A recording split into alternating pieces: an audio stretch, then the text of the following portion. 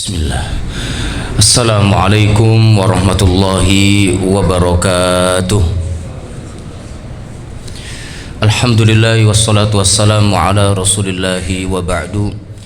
Ahibati fillah, barakallahu fikum. Alhamdulillah, di kesempatan siang hari ini, di tengah aktivitas kita bekerja dalam keadaan yang mungkin lelah dibanding hari-hari biasa, alhamdulillah Allah subhanahu wa ta'ala tetap kuatkan hati kita untuk menyambut seruannya, menghadap kepadanya, bersimpuh di hadapannya, dan juga mentaati perintahnya, yaitu sholat duhur berjamaah.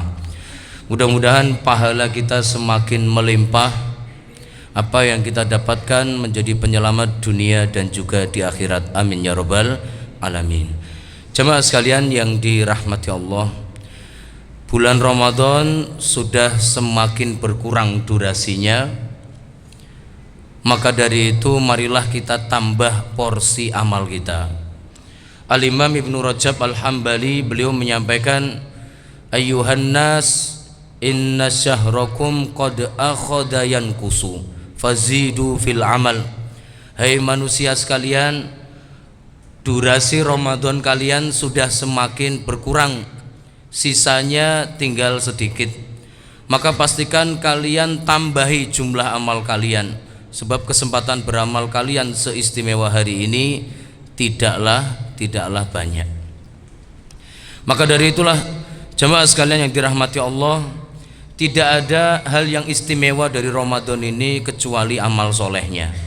Yang lain semuanya sama, yang lain semuanya normal, tapi yang paling besar dan paling banyak nilainya di bulan ini adalah amal soleh.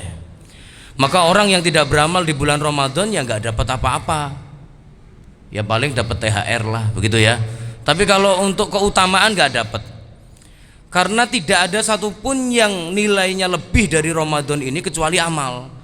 Ya, para ulama mengungkapkan ada yang setiap kali kita beramal sunnah dinilai seperti wajib. Ada yang mengatakan setiap kali kita beramal dilipat gandakan 1000 kali. Ada juga yang menyatakan setiap kali kita beramal maka akan dilipat gandakan tidak terbatas. Jadi yang paling istimewa di bulan Ramadan itu ya amal soleh, nilainya tambah gede. Ya, seperti itu. Untuk yang lain semuanya biasa aja. Untuk yang lain semuanya normal. Termasuk kita yang kerja. Ini kerja sebulan digaji sebulan apa digaji 1000 bulan? Sebulan doang ya, berarti nggak ada bedanya. Tapi kalau kita mau beramal, mengisi 10 hari terakhir dari Ramadan, malam-malam ganjil, tepatnya Lailatul Qadar, kerja semalam digaji 80 tahun ya, atau 83 tahun.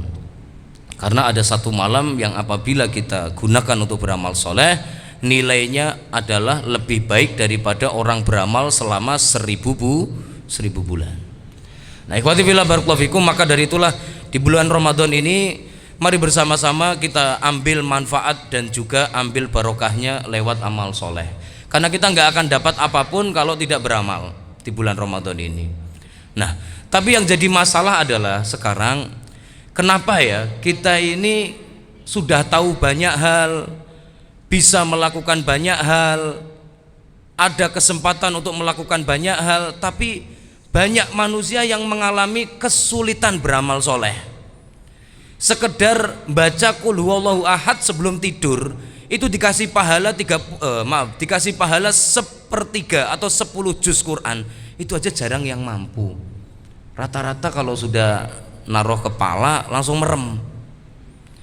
Kita itu kalau mau baca setiap hari subhanallahil azim wa bihamdi lam ya'ti ahadun yaumal qiyamati bi afdhala minhu. Kalau kita mau menekuni subhanallahil azim wa bihamdi 100 kali setiap hari, maka pada hari kiamat gak ada yang bisa ngejar amal soleh kita. Ya, seandainya kita itu mau setiap kali masuk rumah mengucapkan assalamualaikum, maka tentu kita di akhirat nanti pasti masuk surga. Ana dhaminun ala thalathatin bil jannah. Kata Rasulullah, saya janjikan 3 orang ini pasti masuk surga. Man dakhala baitahu fasallama ala ahli. Siapa yang masuk ke dalam rumah lalu mengucapkan salam untuk anak istrinya. Jadi artinya amal soleh itu gak berat, amal soleh itu mudah, terjangkau, tapi tidak banyak manusia yang dapat. Dari sinilah maka kata Syekh Muhammad bin Shalih Al Utsaimin, beliau menyampaikan, perhatikanlah, dzikir subhanallah saja itu besok akan memenuhi timbangan amal kita dengan kebaikan, Pak. Hanya mengucap subhanallah. Tapi kalau kamu melihat lagi, mengapa banyak orang jarang yang bisa dan tekun mengucapkan subhanallah? Dari situlah kamu akan memahami bahwa ternyata taufik dan restu dari Allah terhadap apa yang kita lakukan itu sangat mutlak kita butuhkan. Makanya jarang sekali orang-orang yang bisa beramal soleh padahal sudah tahu banyak, mampu banyak, dan juga punya kesempatan banyak. Seandainya kita setelah wudhu selalu membaca doa asyhadu an la ilaha illallah wahdahu la syarikalah wa asyhadu anna muhammadan abduhu wa rasuluh Allahumma ja'alni minat tawabin wa ja'alni minal mutatahhirin, besok pada hari kiamat masuk surga pintunya yang 8 buka semua, sebagaimana sabda Rasulullah, man qala asyhadu an la ilaha illallah sampai akhir, futihat lahu al abwabul jannati tsamaniyah. Siapa yang mengucap doa itu setelah wudhu, maka pada hari kiamat masuk surga semua pintunya terbuka. Pintu surga itu besar, Pak, ya, seperti perjalanan 500 tahun. Tapi kata Nabi Muhammad SAW dalam hadis riwayat Imam At-Tabrani, la ya'tiyanna alaihi yaumun wa huwa alaihi kadhid. Tapi nanti akan tiba masanya orang mau masuk surga itu berbondong-bondong sampai pintu yang lebarnya perjalanan 500 tahun itu sesak penuh dengan orang. Maka kita kalau sampai semua pintu surga buka, sono sesak lewat yang lain, ya, yang sini sesak lewat yang sebelah sono, pintu surga ada 8, ya. Itu kalau kita bisa masuk surga lewat manapun yang kita inginkan. Nah, berangkat dari sinilah maka coba di kesempatan kali ini kita bahas kenapa sebenarnya, penyebabnya apa sih kok kita susah banget beramal soleh. Karena amal soleh itu sekali lagi menyenangkan, menenangkan, menenteramkan, ya, dan mudah dan membahagiakan. Tapi kenapa banyak manusia kesulitan untuk beramal soleh?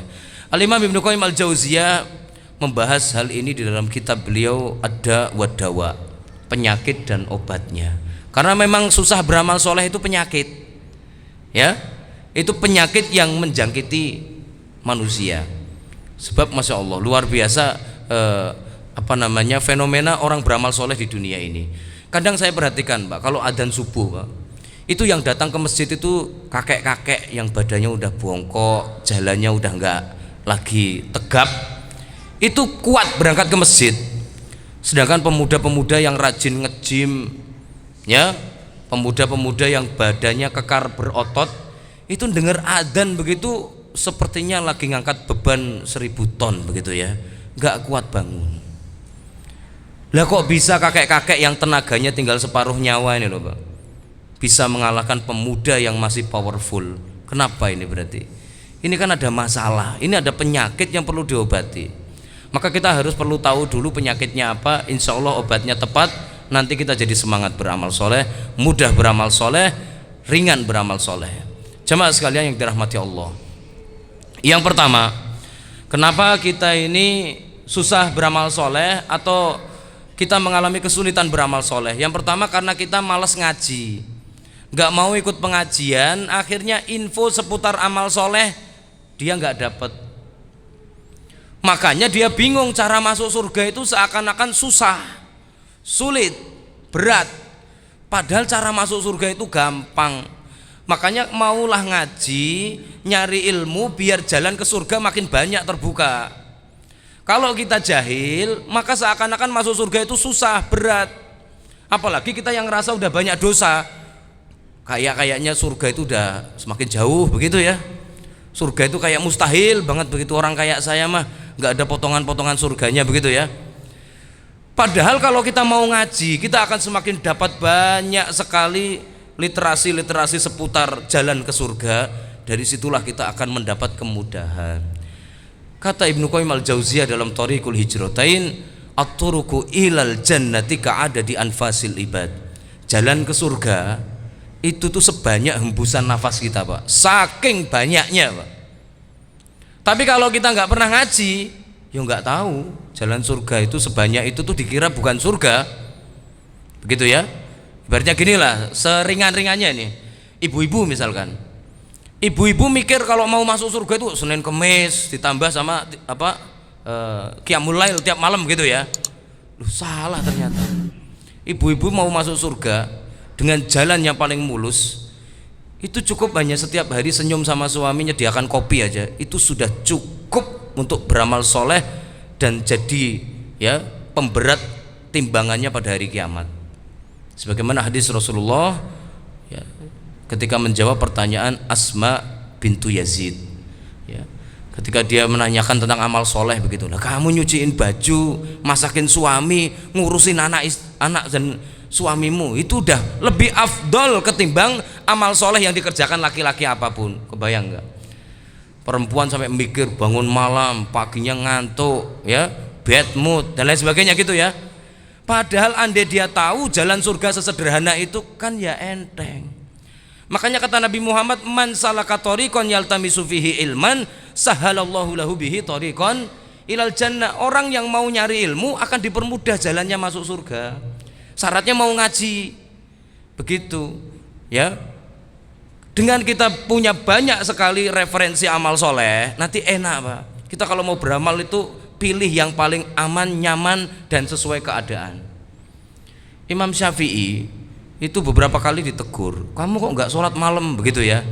Ternyata Imam Syafi'i ngamalkan perkataan Ibnu Mas'ud ya, tafakkuru sa'atin fi ilmin khairun min qiyamil lailah. Malam ini saya nggak qiyamul lail, tapi malam ini saya memikirkan satu hadis dan saya menuliskan isi hadisnya.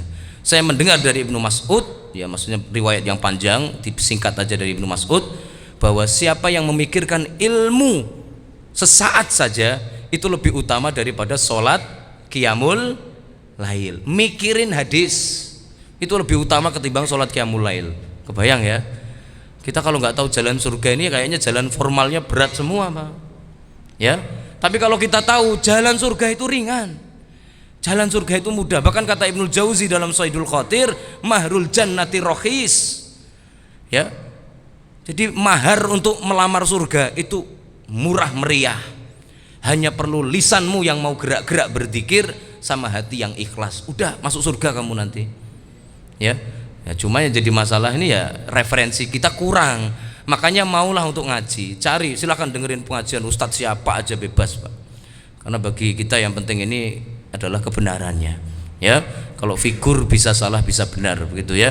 Silahkan ikuti pengajian, asalkan itu hadis yang sahih atau itu sudah disahihkan oleh para salaf kita atau diamalkan oleh para salaf kita, lakukan.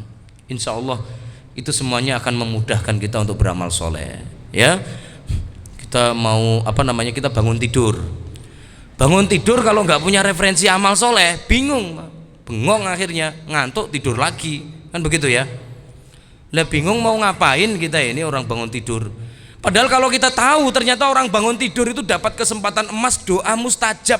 Ayo yang butuh mobil, butuh rumah, butuh istri, butuh anak, butuh sukses, pas lagi bangun tidur entah tengah malam atau kapanpun langsung doa. Kata Rasulullah SAW, barang siapa yang terbangun dari tidurnya lalu membaca la ilaha illallah wa la syarikalah lahul mulku wa lahul hamdu wa huwa ala kulli syai'in qadir, ya wala haula wala quwata illa billah, subhanallah, Allahu akbar, walhamdulillah, wala ilaha illallah. Lalu kemudian dia berdoa, ya Allah ampuni aku, pasti diampuni. Dan kalau dia minta sesuatu pasti dikasih. Kalau dia sholat pasti diterima. Kebayang ya? Berarti orang bangun tidur itu kalau nggak bisa ngapa-ngapain, baca aja la ilaha illallah wa la syarikalah lahul mulku wa lahul hamdu wa huwa ala kulli syai'in qadir. Habis itu ya Allah minta rumah, tidur lagi nggak apa-apa, Pak. Kita kalau kurang referensi amal, kita akan kesulitan beramal nanti. Bahkan apalagi, Pak, ya di daerah saya sana kan memang masyarakat rata-rata bermadzhab Syafi'i begitu ya, Nahdiyin. Jadi kadangkala kita ajak sholat jenazah. Sudah tahu ya pahala sholat jenazah itu pahalanya segunung ya. Kalau ikut nguburin sekalian berarti 2 gunung. Nah itu kalau tahu. Nah ada orang dia sebenarnya kita ajak untuk sholat jenazah pengen, Tapi karena referensi amalnya kurang, dia bingung. Tapi saya nggak bisa niatnya, saya sholat jenazah kan niatnya nggak kayak sholat wajib. Kalau sholat wajib barangkali usolli fardol maghribi atau subhi atau isya'i, saya apal. Tapi sholat jenazah ini niatnya gimana katanya? Ya Allah, orang mau sholat terhalang niat. Makanya kita perlu referensi amal soleh supaya nanti nggak kehalang sama yang begini-beginian. Butuh ilmu yang pertama. Yang kedua, supaya kita gampang beramal soleh, kita butuh teman. Ya, butuh teman untuk beramal soleh. Almar'u ala dini khalilihi. Orang itu akan mengikuti agama teman-temannya. Maka kita yang mengalami kesulitan beramal soleh, cepat aja nimbrung di komunitasnya orang soleh. Insya Allah hati menjadi baik, lisan omongan kita ikutan baik, dan amal pun akan jadi baik. Itu kalau kita temenan sama orang soleh. Jangan kan kok begitu Pak, kurang, nggak terlalu soleh saja, kita tuh ngumpul itu ikutan baik kok. Contohnya sholat berjamaah. Saya yakin kalau sholat berjamaah begini semuanya kan mau nggak mau ya khusyuk kan ya. Terpaksa khusyuk juga ada, tapi kan insya Allah semuanya baik begitu ya. Kenapa? Karena temennya semuanya juga baik sholatnya. Beda kalau kita sholat di rumah, ya pasti bakalan ya benar-benar kacau balau tuh gerakan-gerakannya, ya. Tapi kalau di masjid jadi baik. Makanya ditanyakan pada Imam Ahmad, wahai Imam Ahmad, saya kalau sholat di rumah itu sholatnya jelek, tapi kalau di masjid cakep. Apa ini namanya riya, wahai Imam? Maka sama Imam Ahmad dijawab, oh bukan, itulah barokahnya seorang mukmin. Berkahnya orang mukmin itu yaitu kamu kalau ngumpul mereka, kamu akan ikutan jadi baik secara otomatis, begitu ya. Makanya kalau sholat di masjid nggak ada yang gerakannya jelek-jelek, Pak. Takbirnya aja udah pada keren-keren kok ya. Allahu Akbar. Di rumah ada yang begitu Pak?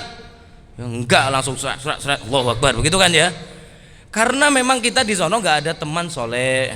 Tapi kalau di masjid insya Allah temannya orang soleh semua. Maka dari itulah barakallahu fikum, kita semuanya akan mengikuti agama teman kita. Maka pastikan punya circle orang-orang solehnya, yang rajin baca Quran, yang rajin sodakoh, yang rajin qiyamul lail, yang rajin ngaji, atau yang rajin apa sajalah. Karena kita akan ngikutin agama teman kita. Kita temenan sama yang hobinya mancing, Pak. Cepat atau lambat ya kita akan jadi ya tukang mancing, kan begitu ya. Dan setiap ketemu dikasih tahu, wah kemarin setrek, babon, begitu gimana? Ya, cepat atau lambat ya kita ya jadi imamul pancingin, ya kan ya. Jadi pemimpin ahli mancing begitu loh. Karena kita temennya begitu.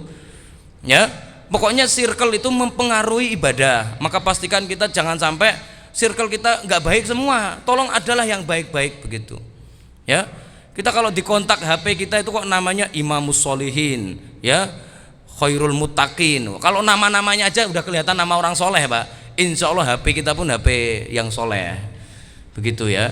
Insya Allah setiap ketemu itu minimal assalamualaikum. Insya Allah kalau ada kabar gembira itu insya Allah mengucapkan kalimat masya Allah. Itu kalau temennya orang soleh. Coba temenan sama orang yang nggak soleh, mulutnya kotor, pikirannya kotor, perilakunya juga kotor. Cepat atau lambat kita akan jadi seperti mereka, ya. Seperti itu. Anak-anak zaman sekarang itu sudah membuktikan. Sekarang ini begitu mudahnya kalimat kotor itu terucap. Karena kenapa? Circle, pertemanan. Ya, maka dari itulah barakallahu fikum, coba kita perbaiki. Cari teman orang soleh. Cari teman yang kita yakin itu besok masuk surga, Pak. Kata Hasan Al-Basri, istaksiru min suhbatis sholihin fa inna lahum syafa'atun yaumal qiyamah. Perbanyaklah kalian berteman sama orang soleh. Karena orang soleh itu di akhirat paling enggak bisa nyelamatin kamu di akhirat nanti. Ya, kalau kamu kesulitan, ya, kalau kamu nyemplung saat enggak bisa ngelewatin sirot, teman soleh bisa nolong. Itu kalau temennya soleh. Tapi kalau temennya enggak beres semua, ya reuni sekalian, Pak, berarti di jahanam ya. Orang enggak ada yang bisa nyelamatin satu sama lain. Makanya punyalah teman soleh. Punyalah, ya, jangan sampai enggak punya. Yang ketiga, kenapa kita sulit beramal soleh? Ada apa sebenarnya dalam hidup kita ini? Ya, kenapa kita mengalami rasa berat ketika beramal kebaikan? Yang ketiga, karena kita terbiasa menunda-nunda sesuatu, terbiasa mengatakan saufa, atau kata para ulama namanya taswif. Suka mengatakan entar, nanti, kapan-kapan, besok kalau udah tua, besok kalau udah pensiun. Itu yang menyebabkan akhirnya apa? Ilmu yang sudah kita dapat mengendap, mengeras jadi batu. Ya. Jadi kita kalau suka menunda-nunda amal soleh, itu efek buruknya apa? Akhirnya kita nggak jadi beramal soleh. Bisa jadi kesempatannya hilang, bisa jadi kemampuan kita yang hilang, bisa juga kitanya yang sudah hilang. Itu efek dari menunda-nunda amal soleh. Maka pastikan kita semuanya kalau sudah dengar sesuatu amalan, Mbak, langsung kerjakan saja. Sambil jalan, sambil duduk, sambil lari, boleh. Apalagi bulan Ramadan gini, ingat kalau Qul huwallahu ahad setara sepertiga Quran, 10 Qul huwallahu ahad setara dengan satu istana di surga. Begitu ingat langsung baca aja. Udah nggak usah nanti kalau di rumah udah mandi, kalau udah pakai sajadah, nggak usah. Sekarang aja mumpung ingat. Kata Ibnu Syihab Az-Zuhri, beliau menyampaikan idza balagaka syai'un minas sunnah fa'mal biha takun ahlaha. Kalau kamu sudah mendengar ada satu tuntunan Rasulullah, langsung amalin aja. Jangan tar-tar, supaya kamu cepat menjadi pengikut Rasul, mendapat faedah, manfaat, pahala dan juga keberkahan dari ilmumu. Jadi jangan ditunda-tunda. Makanya di dalam Al-Quran narasi-narasi perintah amal soleh itu selalu menggunakan kata-kata sabiku, sari'u, fastabiku, ya, atau di hadis badiru yang artinya cepat, segera, buruan, ya, dahului sebelum kamu kedahuluan. Seperti itu narasinya. Karena kita diperintahkan kalau ada kebaikan langsung aja, ya, sebelum nanti kita mendapat masalah lalu kesempatan beramal solehnya hilang. Kata Ibnu Abbas, beliau menyampaikan, saya itu paling sedih rasanya kalau sampai ada orang minta tolong saya nggak bisa bantu, giliran saya bisa bantu orangnya udah nggak butuh ditolong. Ya, sekarang alhamdulillah Pak, kita mungkin setiap hari Jumat bagikan Jumat berkah, masih banyak yang mau nerima Pak. Lakukan. Besok ada saatnya semua orang udah pada kaya nggak mau nerima Jumat berkah Pak. Kita kebingungan ini mau buang Jumat berkah kemana ini. Ya, mumpung kesempatan masih ada, manfaatkanlah. Jangan nanti-nanti, entar-entar. Ya, uang 10.000 mau diinfakin, ya udah langsung cemplungin. Sebab ini kalau enggak keburu tukang somai lewat Pak. Ya, yang mau infak jadinya dibegal sama tukang somai, ya.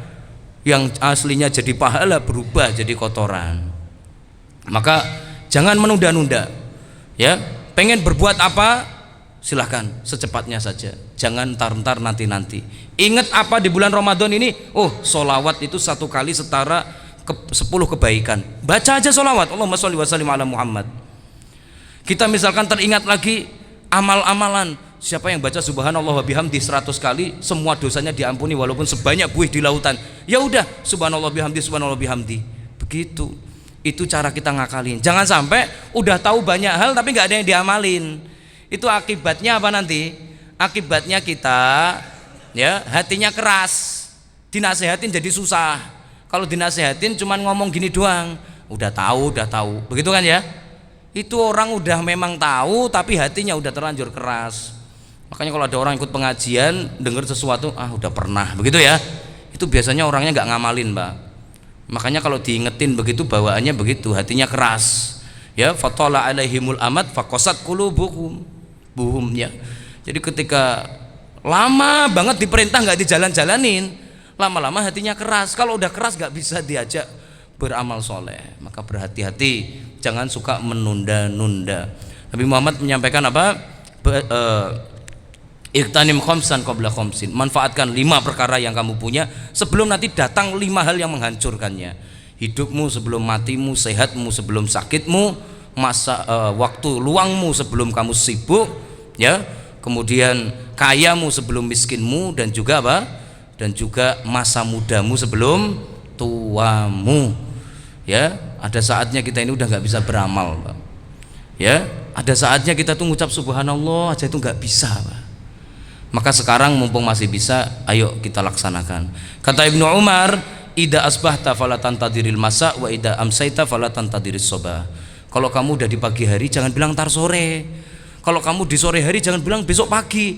Kamu manfaatkan.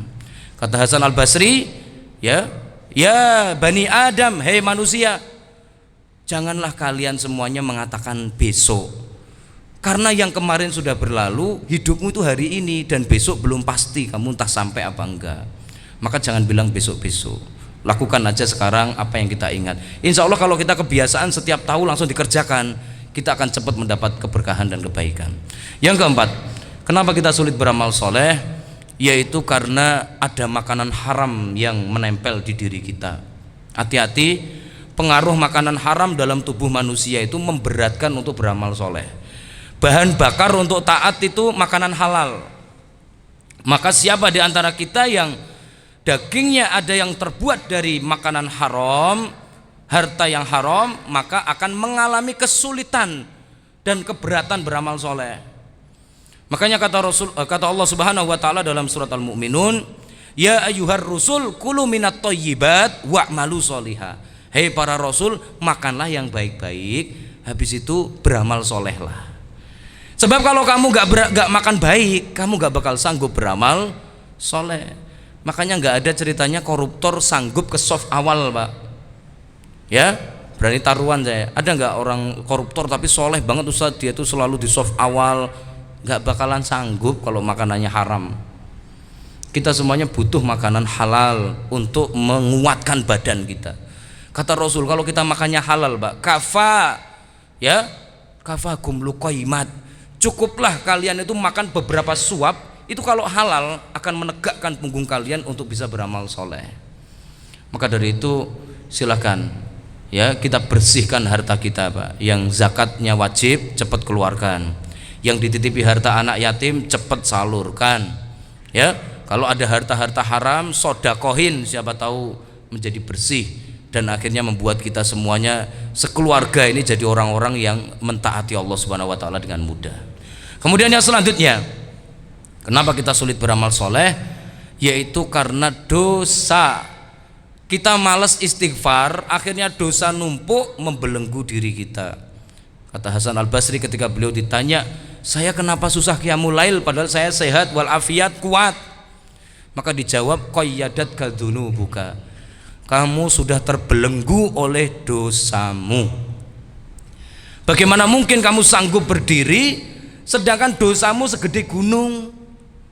Itu tadi, Pak. Makanya kenapa kadang orang baca Quran aja nggak bener, tajwid tahsinnya salah-salah, hukum kiroatnya keliru semua, tapi setiap hari istiqomah satu lembar bisa.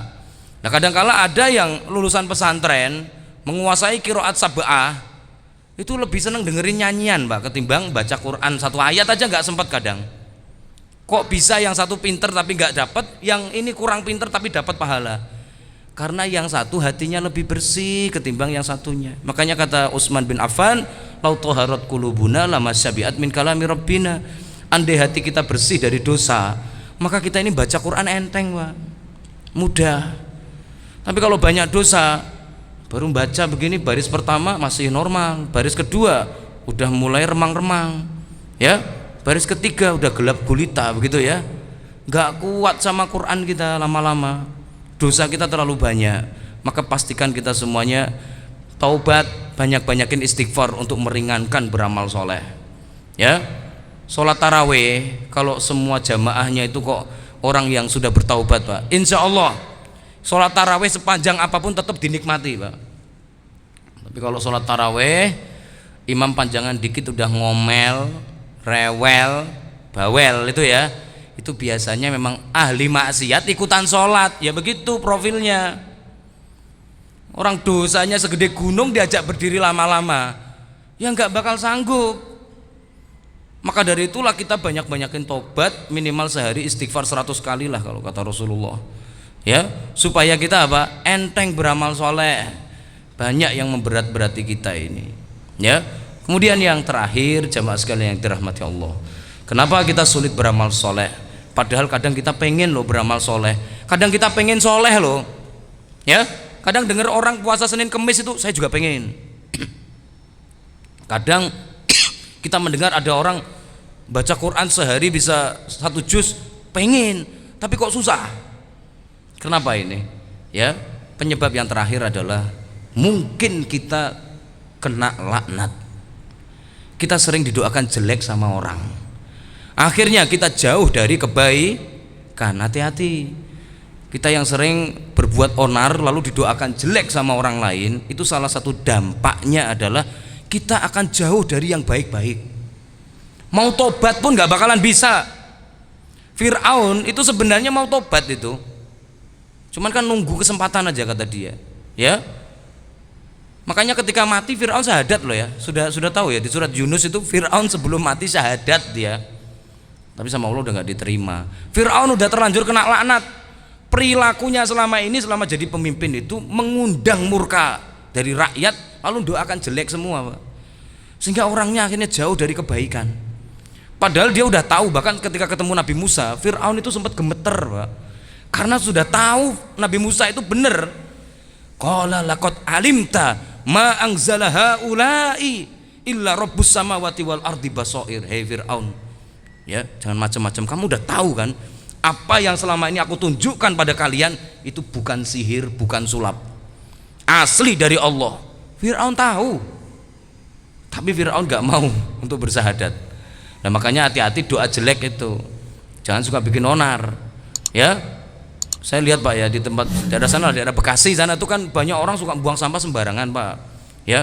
Itu saya lihat di pinggirnya itu ditulisin tuh sama yang punya tanah, ya Allah, kalau aku buang sampah di sini, buatlah aku miskin 7 turunan. Coba orang kayak gini besok kira-kira masa depannya bakalan mulus gak?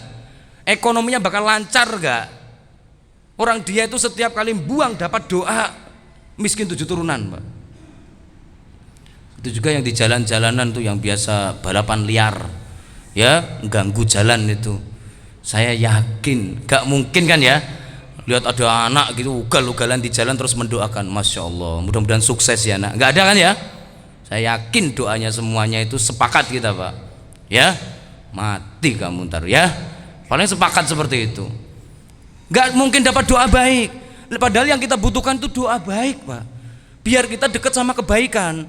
Umar bin Khattab sama Abu Jahal itu dulu ketika disensus di kalangan sahabat, Ibnu Mas'ud milih siapa ayo, Umar apa Abu Jahal yang masuk Islam? Semuanya sepakat Umar. Umar tuh walaupun keras tapi orang baik. Kalau Abu Jahal memang asli dari sono nggak baik dia. Akhirnya betul doa Nabi pun tertujulah ke Umar. Makanya ketika Umar masuk Islam, Ibnu Mas'ud tertawa, ya sudah saya duga mesti kamu Umar, nggak mungkin Abu Jahal, karena semua orang mengharap kamu yang masuk Islam. Loh, sampai-sampai dapat hidayah aja itu gara-gara doa baik. Makanya jangan sampai kita ini ngumpulin doa jelek, kumpulkan doa baik. Minimal assalamualaikum, dapat jawaban apa? Waalaikumsalam warahmatullahi wabarakatuh. Semoga keselamatan meliputi kamu, rahmat Allah tercurah padamu, keberkahan melingkupi hidupmu. Coba dapat salam aja gitu udah dapat doa baik kita.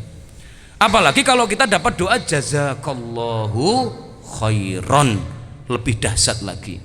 Makanya kata Umar bin Khattab, lau ta'lamuna ma fi jazakallahu khairan lastaksartum minhu. Andai kalian tahu ada apa di balik kata jazakallahu khairan, mesti kalian akan nyari-nyari cara biar dapat ucapan jazakallahu khairan. Ya minimal dapat doa-doa baik begitulah kita. Ya minimal dapat ucapan syukron lah Pak, terima kasih begitulah.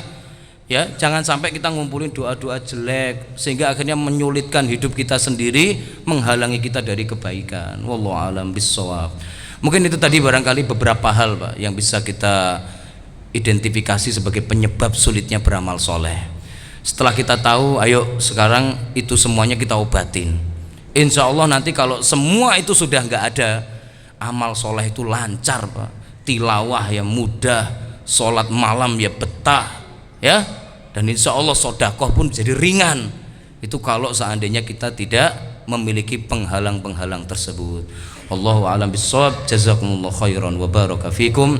Subhanakallahumma wa bihamdika asyhadu an la ilaha illa anta astaghfiruka wa atubu ilaik. Assalamualaikum warahmatullahi wabarakatuh.